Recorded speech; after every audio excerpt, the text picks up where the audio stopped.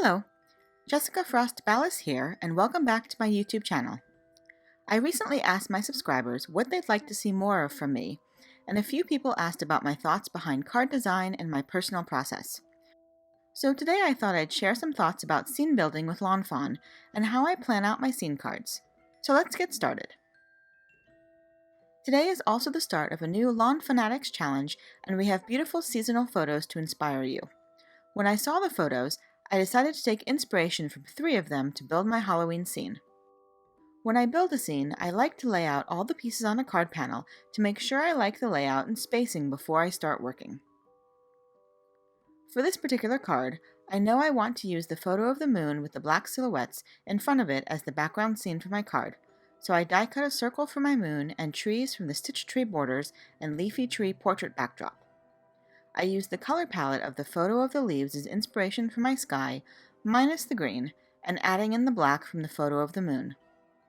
Finally, I decide to use the spooky gray houses with glowing windows as the focal point for my card using Build-A-House and the Build-A-House Halloween add-on die set. And I add a few cute critters from Fox costume before and afters to complete the design.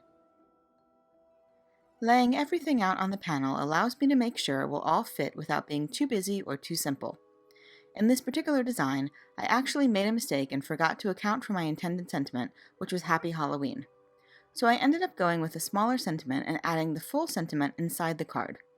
But if you struggle with building scenes, I highly recommend trying to plan out your scenes on a panel before you start creating your card.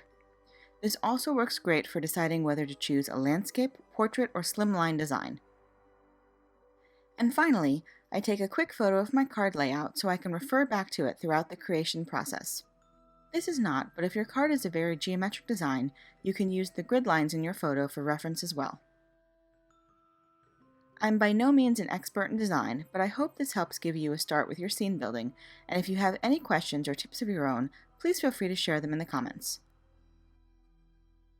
Once I have my scene laid out, I start by die cutting all the pieces. Next, I create my sky. I place the tree border on my panel and lightly trace the shape of the hills so that I can follow it with my ink blending. I use a pencil to trace the shape and then erase most of the line so that I don't accidentally smear the lead with my ink blending. I blend squeezed lemonade, mustard seed, wild honey, crackling campfire, festive berries, and black soot distress oxide ink across the panel. I add each color and then go back and blend the colors together until the transition between colors is seamless.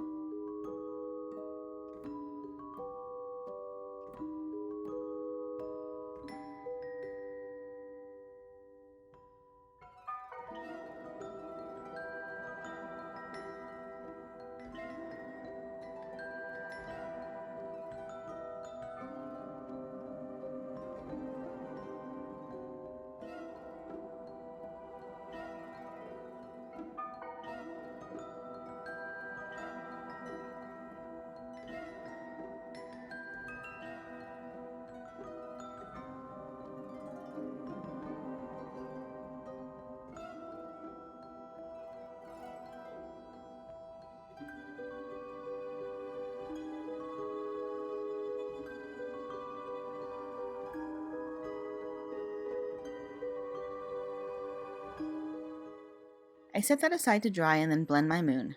I use squeezed lemonade, mustard seed, and wild honey distress oxide ink and blend mostly around the edges. My trick for creating moons is honestly to keep the ink a little blotchy and uneven. I splatter it with water and then add a little more ink on top to soften the splatters.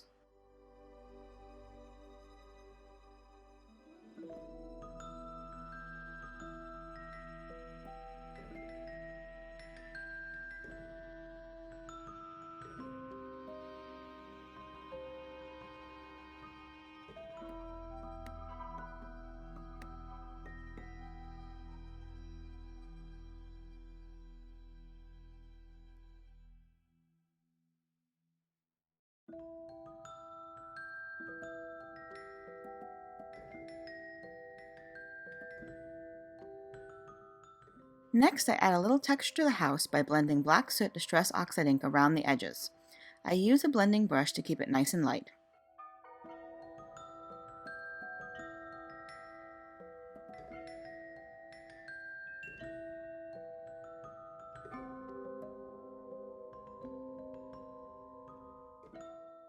Then I place the brick stencil over the cardstock and blend more black soot ink over the stencil. I use a slightly heavier hand this time to make sure you can see the brick pattern.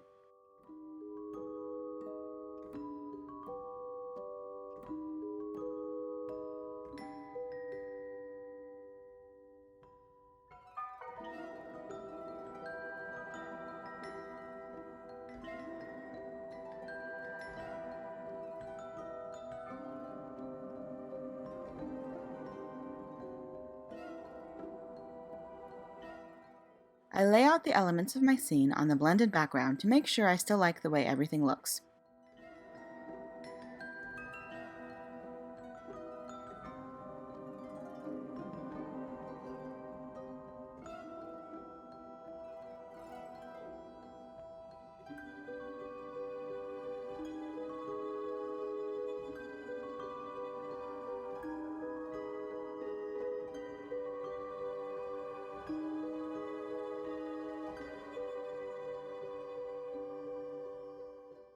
Off camera, I blend a little squeezed lemonade and mustard seed onto a scrap panel and die cut the solid window outlines for behind the window frames.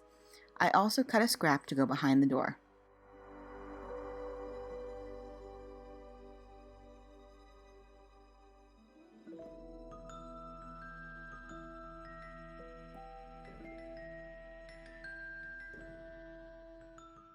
Then I blend a little more black soot Distress Oxide ink onto the house trim, stairs, and chimney, and add Vintage Photo Distress Oxide ink to the wood boards.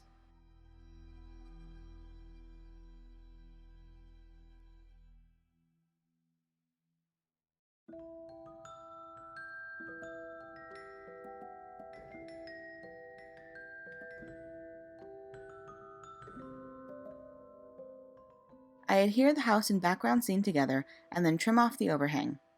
I love seeing all the individual pieces start to come together to build my scene.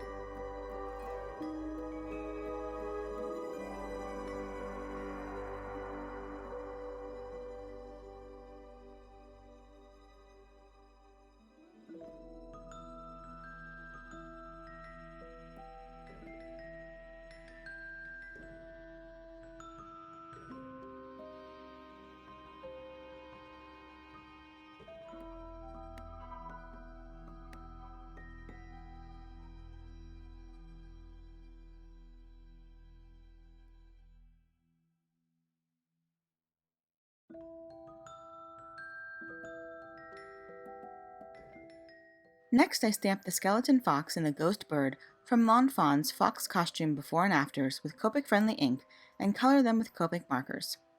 Once I'm done coloring, I die cut them with the coordinating dies.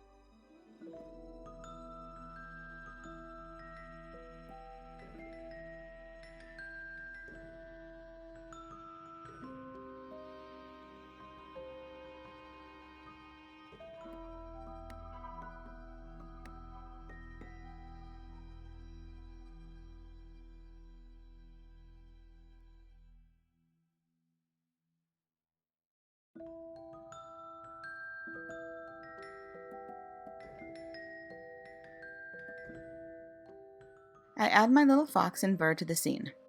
Off camera, I stamp the sentiment from Fox costume before and afters and add it to the panel. I stamp the rest of my sentiment inside the card base and add another little ghost bird. Then I add a little sparkle to the vellum spider and accents with a white gel pen to finish the card. And that's it. You can find more information over on my blog or in the YouTube description below. If you liked this video, please give it a thumbs up, and I'd love for you to subscribe to my channel. If you do subscribe, make sure you click the bell so that you're notified the next time I post. Here are a few more videos you might be interested in, and until next time, have a fantastic day and happy crafting. Bye!